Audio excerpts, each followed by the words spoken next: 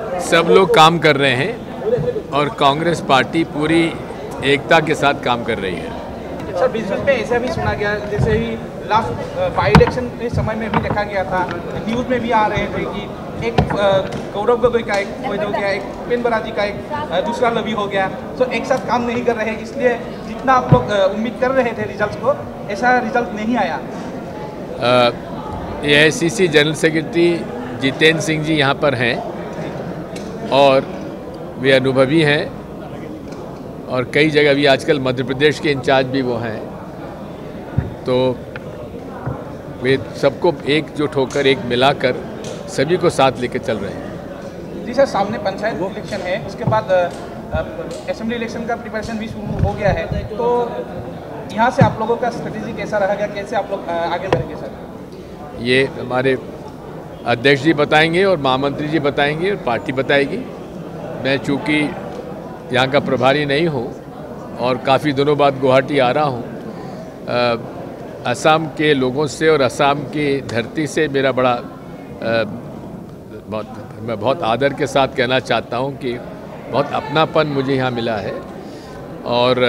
कोई ज़िला नहीं है जहाँ पर मैं ना गया हूँ, तो इसलिए बड़ी मेरी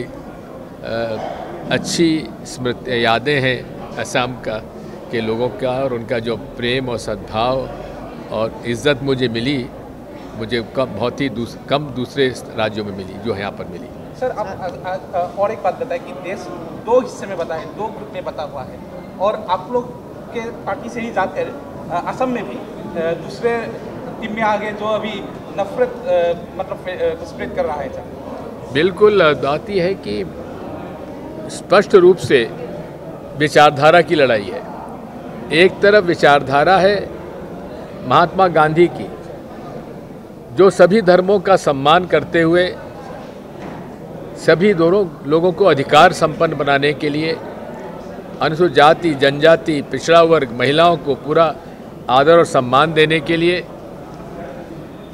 वो विचारधारा ने ही देश को आज़ादी दिलाई और उसी विचारधारा से पंडित जवाहरलाल नेहरू ने पूरे देश में जो IITs, IIMs, इसरो, DRDO, पूरे देश में वो सारे संस्थाएं, एम्स, जो इस देश को आज कहाँ से कहाँ 47 से लेकर आज तक कहाँ से कहाँ पहुँचा दिया। ये भारत के उन्नति और भारत की विश्व में छवि जो आज है, उसका श्रेय पंडित जवाहरलाल नेहरू के नेतृत्व में जो 47 से लेकर और 64 तक और उसके बाद इंदिरा जी और लाल बहादुर शास्त्री जी जो एक सामाजिक और आर्थिक विकास का ढांचा कांग्रेस ने दिया, आज उसी की वजह से हमको बहुत कुछ आगे बढ़े हैं और यहाँ के लोगों ने नाम कमाया है और इज़्ज़त उनको मिली है विदेशों तक। मोदी जी से हमारी एक ही बात है कि आप कभी सभी सच बोल दिया करिए, हर बार झूठे माहौल और वादे, कोई वादा उन्होंने पूरा किया नहीं। आज आर्थिक हालात हमारे बिगड़ते जा रहे हैं, रुपये का अवमूल्यन हो रहा है। $1 जो 58 रुपये का होता था आज 87 रुपये का हो चुका है। महंगाई बढ़ती जा रही है, गरीबों की आमदनी बढ़ नहीं रही है, बचत कम होती जा रही है, किसानों की लागत बढ़ती जा रही है, फर्टिलाइज़र महंगा हो रहा है, लेकिन पैडी की प्राइस बढ़ी नहीं और यहाँ पर दूसरी क्रॉप्स हैं उनमें उनकी प्राइस नहीं बढ़ी। मिनिमम सपोर्ट प्राइस लोगों को मिल नहीं रही है, हालांकि मोदी जी ने वादा किया था। इस तरह से आज देश संकट में है और देश को संकट से उबारने के लिए आवश्यक है कि वो सारे लोग जो RSS और भाजपा की विचारधारा के खिलाफ है, उनको एक होकर ही देश में उस विचारधारा के खिलाफ लोगों को जन जागृत करें। और इसीलिए कांग्रेस पार्टी ने बेलगावी के हमारे कांग्रेस वर्किंग कमेटी की मीटिंग में तय किया है कि संविधान बचाओ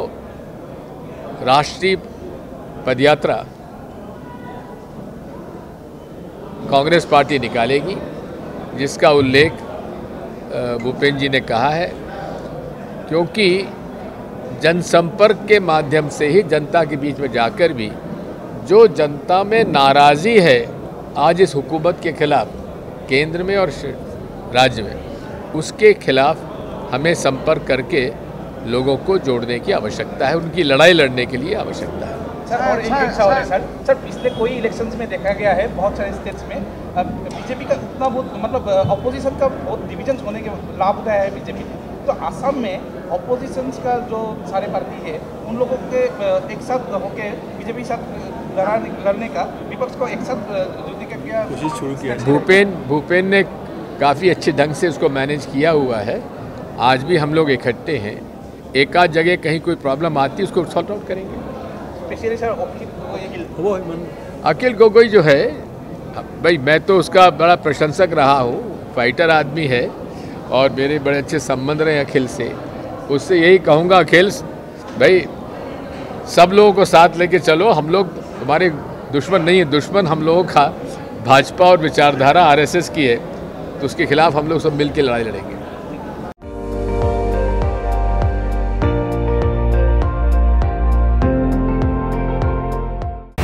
আপুনি চাই আছে ND24 সৰ্বশ্ৰেষ্ঠ নহয় সৰ্বোত্তমৰ দৌৰ।